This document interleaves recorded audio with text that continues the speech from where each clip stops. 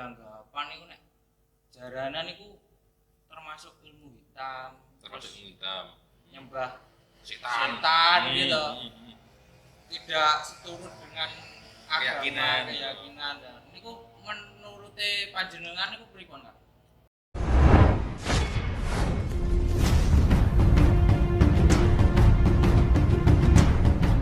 Halo Lur. Nah, ketemu maneh ning channel-e Kang Dalang gitu. Men apa? Gitu. Iki lagi ngopi di warung Joglo Ngangkeri Lur. Ngangkeri apa tuh? Nganjuk Kediri. Oh, Nganjuk Kediri. Ngangkeri komunitas YouTube Jaranan. Tukang nginceng-nginceng gitu ya. Tukang nginceng-nginceng Kang. Iki lagi nyantai-nyantai. Saiki channel Kang Dalang tak bajak lho. Gusti iki. Ya aku di channel ra tau ngangkat iki. Nunut ning channel wong gitu. Sampret. Nah, iki ngopi-ngopi santai karo Kang Dalang. Piye Kang, kesibukane saiki anak usum ngeten iki pripun? Tambah seser, tambah banter, tambah ya memberikan edukasi, memberikan kenyamanan kepada masyarakat. Jadi tugasnya malah akeh, guys. Malah kathah Kak. Malah akeh. Biasanya cuma mengamankan, saiki menghimbau juga. Melekan terus nggih Kang. Ya ora turu barang kok itu robot kok. Akeh kancane. Kathah nggih. Tasik jaran apa mboten jenengan Kang? Jaran. Tasik nggih. Tapi sing perang lan kepungkur. Saiki jaran dikira Medan. Orang oleh berkumpul dan bersosial. Mboten maksudnya kan kalau tingali jenengan nggih sakniki YouTube-an terus gitu. Terima kasih ya kowe. Kayak berkecimpung langsung ten jaranan ini kan kula nggih dangu mboten ningali jenengan bareng tapi tasik. Nah, masih cuman sekarang lebih belajar lah menghayati apa sih jaranan itu. Karena banyak apa ya pengen memberikan ayo belajar bareng-bareng cuma nggak sekadar jaran toh, tapi di dalamnya itu ada filsafat apa, ada ilmu apa di dalamnya, guys. Ya nggih. Sakniki kan nganu lho Kang. Kata sing beranggapan niku nek jaranan niku termasuk ilmu hitam, nyembah setan gitu. Tidak seturut dengan keyakinan. Dan niku menurut panjenengan niku pripun Kak? Itu pernah ditanyakan juga kalau dulur-dulur jaranan Sumatera lah tidak salah, ke Lampung. Jadi gini, jaranan dianggap pemuja setan atau menghadirkan setan itu tergantung dari sudut mana kita memandang. Sebenarnya jaranan itu mengundang itu untuk tujuan apa dulu kan gitu. Apa benar orang kerasukan itu hantu, jin dan sebagainya, setan itu masuk ke dalam tubuh manusia. Ini pendapat pribadi saya berdasarkan apa yang saya pelajari itu tidak seperti itu. Jadi ketika jaranan itu ditangkap atau main itu melakukan suatu ritual, melakukan suatu ibadah, doa kepada sang pencipta tentunya. Berarti enten tujuannya gitu. Ada tujuannya. Tujuannya apa? Ketika dia ditangkap, contohnya kamu nikah. Iya, kamu nikah. Terus kemudian kamu menikah itu ngonekke jaranan, nanggap jaranan. Kemudian dalam tujuan apa nanggap jaranan? Satu untuk ritual, tujuan dulunya tuntunan. Kenapa?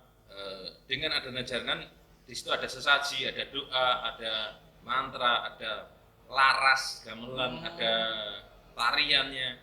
Itu loh bentuk pengharapan doa kepada sang pencipta, mudah-mudahan temanten ini bisa sampai kakek ninen, rezeki ini lancar, itu doa. Oh berarti nganu gitu kan, kayak uben rampen terus sesaji sembarang kalian itu enten maknanya. Iya, sesaji itu sebenarnya di dalam dunia jaranan satu sebagai alat sedekah atau hiyatnya atau persembahan, kedua adalah sebagai bentuk simbol doa mantra yang diwujudkan dalam bentuk. Nah, contohnya nek jenang sengkolo, anak cok bakal tanpa diucapkan pun orang akan tahu bahwa ini adalah tujuannya untuk begini. Nah, terus sesaji itu juga ada bentuk sedekah atau hiyatnya. Sesaji itu bisa dimakan, tapi itu bentuk dono weweh. Lah, kenapa kok dianggap ilmu hitam? Karena pada saat proses jaringan itu tadi ada kejadian dadi. Jadi Nah, trans. trans. Kenapa kok bisa dadi? Karena dia terhanyut dalam gelombang otaknya ketika dia menari. Nggih. Sehingga frekuensi gelombang otaknya sama dengan dimensi lain. Dimensi lain yang tempat tinggalnya makhluk-makhluk astral. Frekuensinya sama dengan kita, akhirnya dia nyambung. Nah, ketika kamu nikah, mungkin leluhurmu dulu, mungkin saudaramu dulu ada yang hidupnya nggak sempurna ketika menikmati, sehingga dia masih terikat unsur keduniawian dengan manusia, dengan alam dunia. Dengan keadaan itulah dia bisa masuk dan memberitahukan pada sedulurnya yang masih hidup.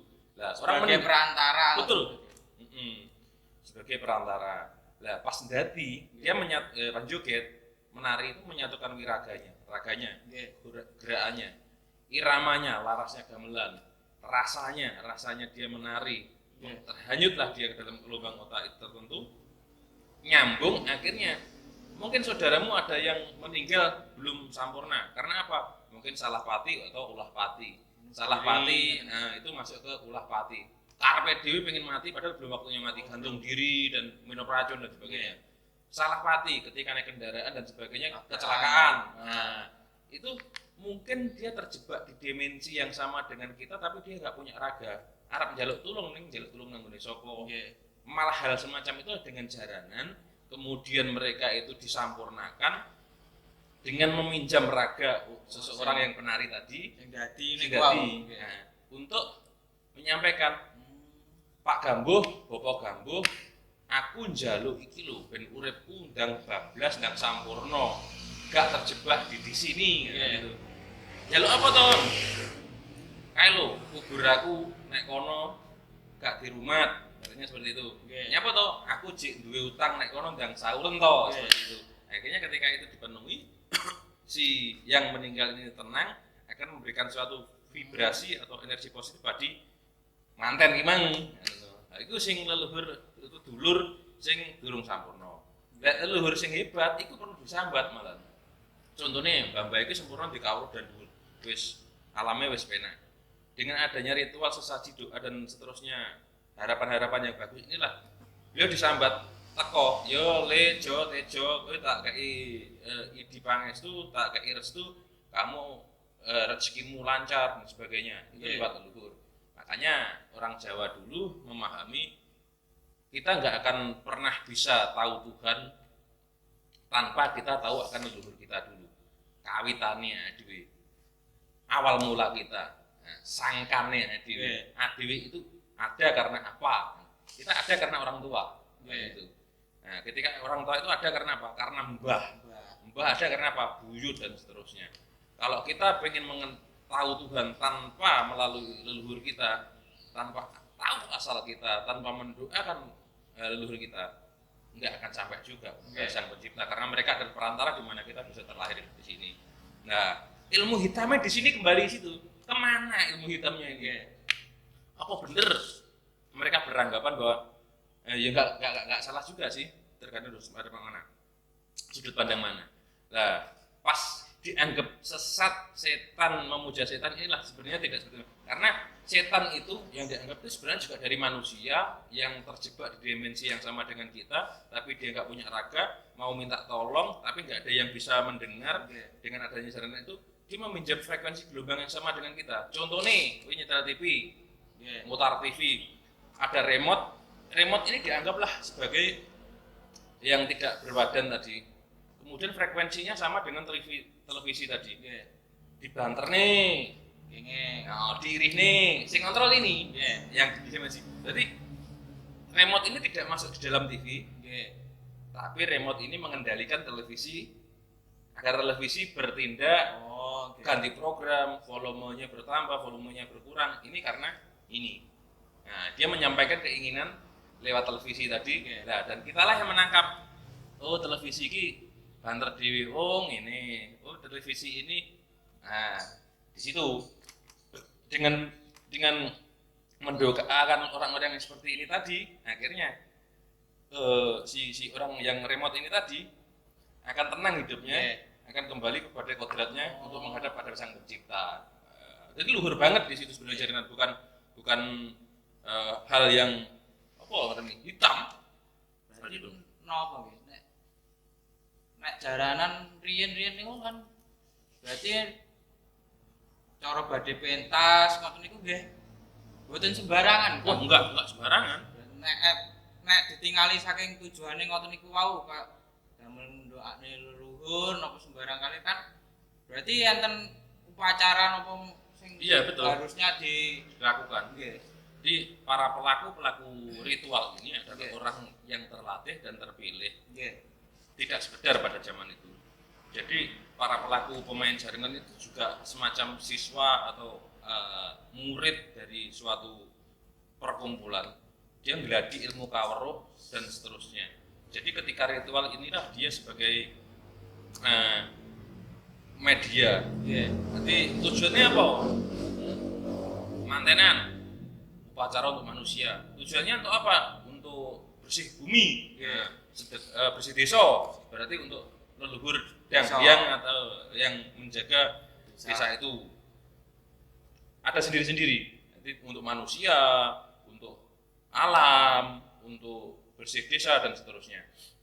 Nanti sesajinya juga sendiri-sendiri. Nah, niat tujuan itu tadi diimbangi sebelumnya pentas itu melakukan ritual, tidak sembarangan.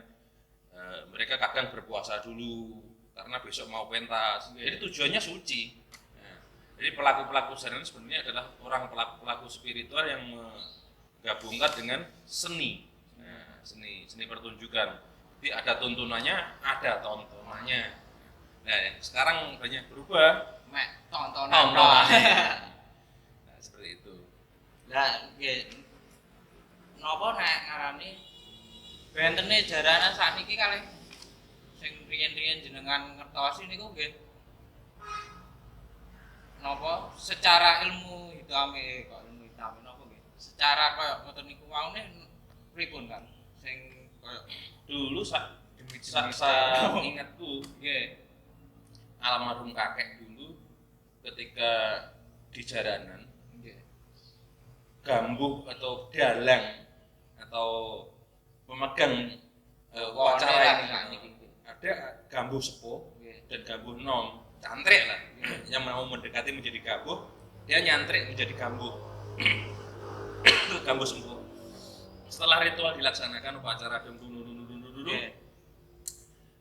sesaji di upacara ini, di kajat nih, di ujub nih, kemudian gambuh sepuh cuma nunggui di belakang panggung kakek dulu.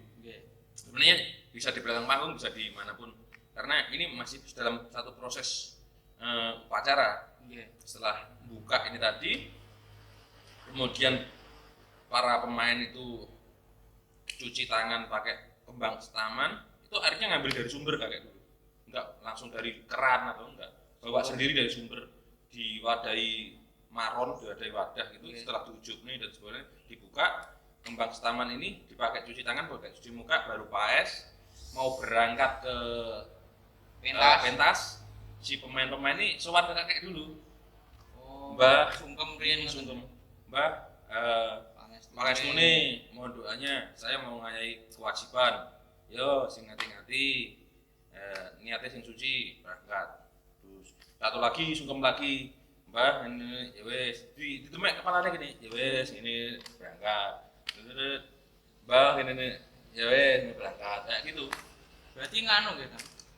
Gambuh kalau niku kasarane nggih mboten tiyang sembarangan. Bukan orang sembarangan harusnya gambuh itu. Seharusnya bukan orang, Seharusnya. karena dia pemegang ritual atau dalang. Dia yang mengendalikan suatu pagelaran. Pagelaran ini lakone opo? Pagelaran ini tujuannya apa? Nah, ini kaitan dengan dimensi lain masalahnya. Jadi sang gambuh ini tidak hanya untuk mengembalikan, tapi di sini gambuh lebih pada apa yang menjadi cipta, rasa karsa dan tujuan dari si pengundang atau si penanggap ini tadi. Tujuannya apa? Mantenan di manungso. Nah, berarti tujuan sang gambuh di sini melakukan suatu ritual jaranan ini agar si temanten keduanya setelah diupacarani jaranan menjadi rukun, menjadi rumahnya menjadi bersih dan beraura positif, leluhurnya sampurna semua, terus sampai rezekinya nyari sandang pangan setiap harinya dan seterusnya itu baik-baik terus. Jadi tidak sekedar pagelaran ngundang demit yang dikatakan sekarang di balik ini. Yang perlu dipelajari adalah gambuh ini kembali mengasah ilmu kasekuannya. Bagaimana mengembalikan kolo jadi kolo sing ayu. Bagaimana mendoakan tata caranya sesuatu yang buruk ini menjadi hal yang baik. Makanya kadang dulu gambuh dulu pasti punya pegangan. Selain pengabaran dan pengasihan, dia pasti punya pegangan carakan balik. Rajah kolo cokro. Jangan kolo cokro sampai terakhir uju suruh sopon. Si dalang atau si gambuh ini sebenarnya adalah pelaku dalang sejati atau pangruatan. Dia punya kewenangan, punya kelebihan untuk meruat sesuatu yang jelek jadi baik. Nah, jadi nggak ono gambuh zaman mbah itu mabuk, seneng-seneng, penampilan, enggak. Malah mbah kan rambutnya panjang segini, jogetnya segini. Ya cuma duduk tok gini. Setelah ngejuk nih, ya duduk. Terus bangun terus gini disowani. Oh yo, sing ngati-ngati. Bahasa suci. Ya. Oh yo, sing ngati-ngati. Diayahi kewajibane terus ngono tok. Terus ya, itu. Doanya seperti itu. Sakniki nganu nggih. Iso mecut pun diarani gambuh nggih. Ya, karena tuntutan zaman kita nggak bisa menolak dan mengelak karena itu lebih pada entertain atau penyajian agar lebih atraktif. Tapi ada lebih baiknya kalau kita itu sedikit banyak ketika memerankan suatu seni tradisi peninggalan leluhur yang nilainya luhur itu artinya tinggi atau luar biasa, belajar sidik-sidik. Oke, Kak Kawabe butuh dikasih ya, belajar sidik-sidik. Cara pembarong berarti kudu memahami. Oh, sejatine barongan iki piye ngoten iki. Dipahami. Ya berarti nganu lho pian Kang. Nek ngoten niku wau, mbah jenengan riyen damel jaranan kok niku nggih kaya barongane kaya alat-alate niku nggih mboten sembarangan, Kak. Enggak sembarangan. Karena itu suatu sarana dan prasarana yang dipakai untuk melakukan suatu upacara suci, maka pembuatan dan penggunaannya juga harus dibedakan. Contohnya tasbih, gitu. Tasbih atau genitri atau apapun untuk berdoa. Itu mengucapkan suatu kata-kata atau mengucapkan suatu doa mantra yang suci, maka genitri tasbih atau ini harus disucikan dulu. Karena mau tidak mau ini akan mendapatkan suatu frekuensi gelombang juga positif dari energi yang suci tadi. Dalam ini genitri atau kena ini angger atau kotor, kita memutarkan kata-kata yang suci, ya nggak pas. Nah, ini leluhur kita dulu sudah memahami konsep seperti itu. Maka ketika membuat, dia akan memakai perhitungan. Tanggalnya tertentu, harinya tertentu, sesajinya tertentu. Ketika sudah jadi pun diupacara lagi untuk pembersihan agar bisa digunakan. Jadi muka anggar gawe, dok, jadi dicek, selesai enggak? Tapi ada tahapan-tahapan. Jenis yang dipakai pun juga, barang yang dipakai pun juga pilihan, tidak sembarangan. Itu akan menimbulkan suatu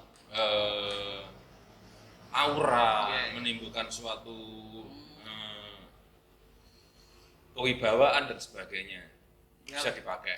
Kalau nanti jenengan ceritani to Kang sing mbae jenengan damel barongan sampai ten dhuwur rumah niku pripun niku? Itu salah satu teknik-teknik, salah satu cara untuk memberikan suatu gelombang kepada yang akan dibuat. Jadi tujuannya satu, tapi caranya ada yang pakai teknik natahnya di atas plafon rumah setiap malam Jumat ada yang memakai itu bahannya kayu harus mangklung ke sungai, ada yang dimangklung ke jalan, itu tergantung nanti itu dipakai untuk apa. Nah, pembahasannya panjang itu nanti. Nah, contohnya ketika baronganku si Kiai Ijo, Ijo. Kiai Ijo, itu secara proses ditata, dek sudah selesai. Secara fisiknya ya. Fisik, Kemudian secara apa? Spiritualnya, dia juga melalui suatu proses seperti yang kayak katakan tadi, melalui upacara pasopati, mendatangi apa yang menjadi ini filsafatnya yang saya kasih di situ. Di situ ada Ganesha dan Garuda, berarti Ganesha itu anak Betara Guru atau dari Dewa Siwa, maka saya harus ke Kalimantan. Kebetulan saya di sana ke Kalimantan, diundang guru jaringan di Kalimantan di Mahakam, saya cuci di sana. Terus di Jawa sendiri, di sini kawitan itu di Purwo, saya ke Purwo. Untuk mengembalikan itu saya ke Bali, ke daerah Bali, saya memandikan di pantai di Bali sana.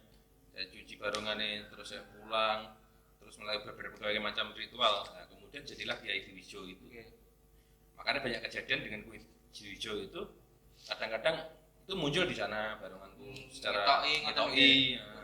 Ketika di sana ada orang sakit, tiba-tiba aku disanding sama barongan gini, terus kadang-kadang lucu-lucu lah kadang-kadang ini.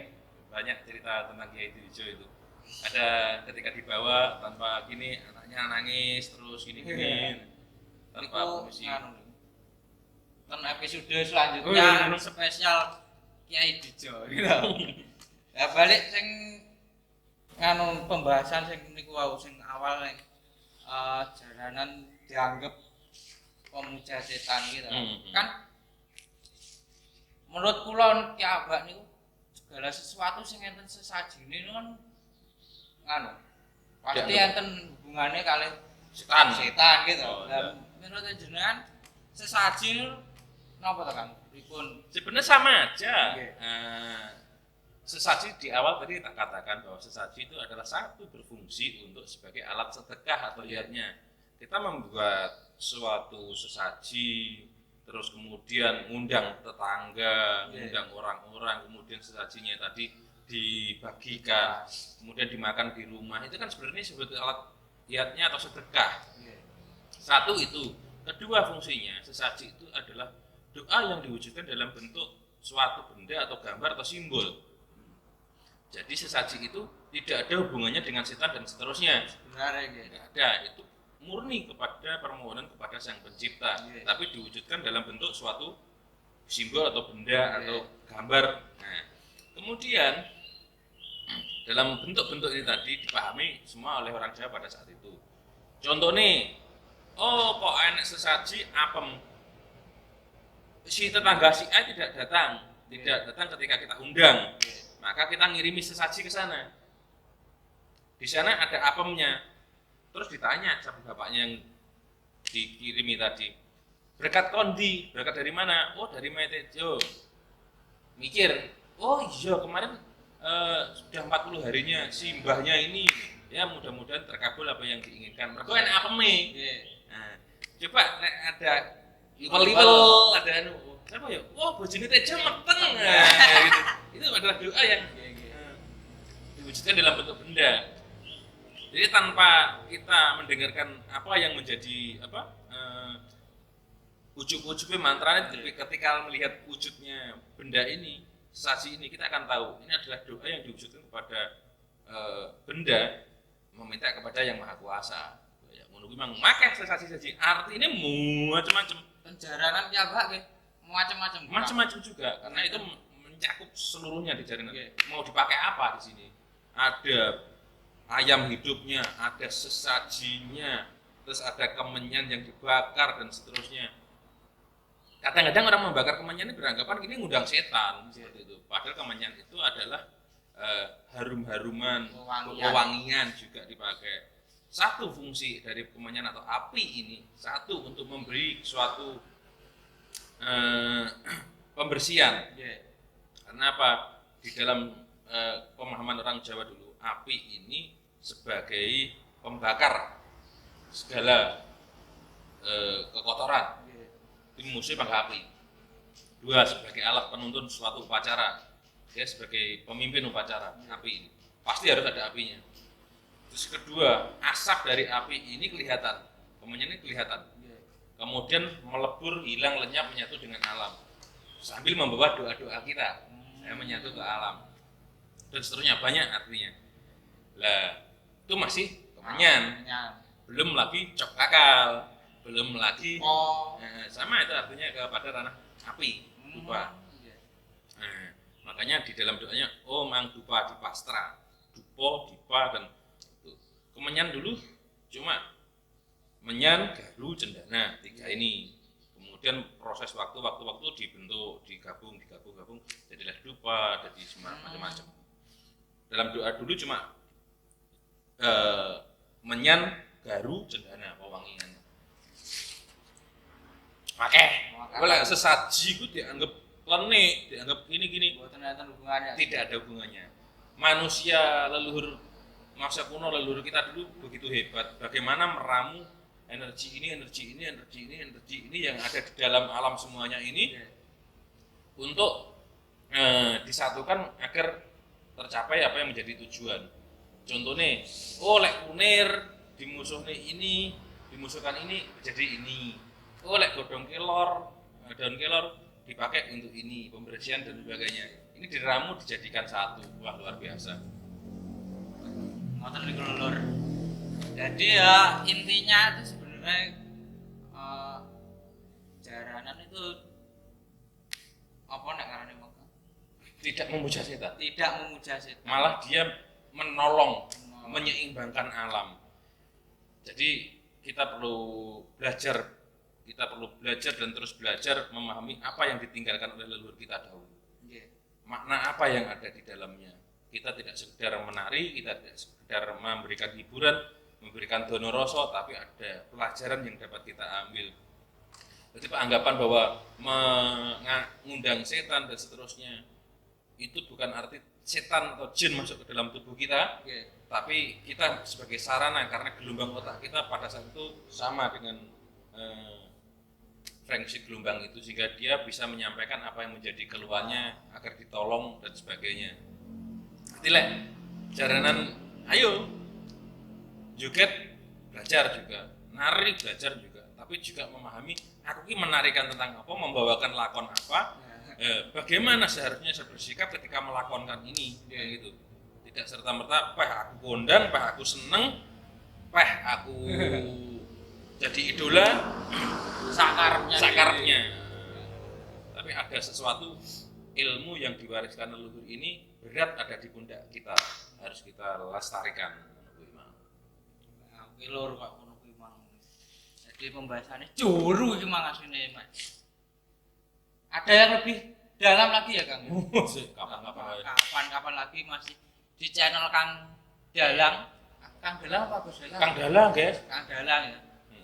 Gimana? Ini lanjut apa? Sudah, guys, waktunya saya bohong ini. Tetap di channel Kang Dalang, di-subscribe. Terakhir Kang, pesan-pesannya buat yang mungkin sekarang lagi belajar di dunia perjalanan atau yang sudah di dunia perjalanan. Pesannya satu, ayo kita belajar mengendalikan diri kita sendiri, belajar mengenali apa yang kita lakukan biar tidak sembrono. Beban berat yang diwariskan melalui seni budaya ini oleh leluhur kita, ayo kita pelestarikan, ayo kita pelajari, tidak hanya sekedar bersenang-senang.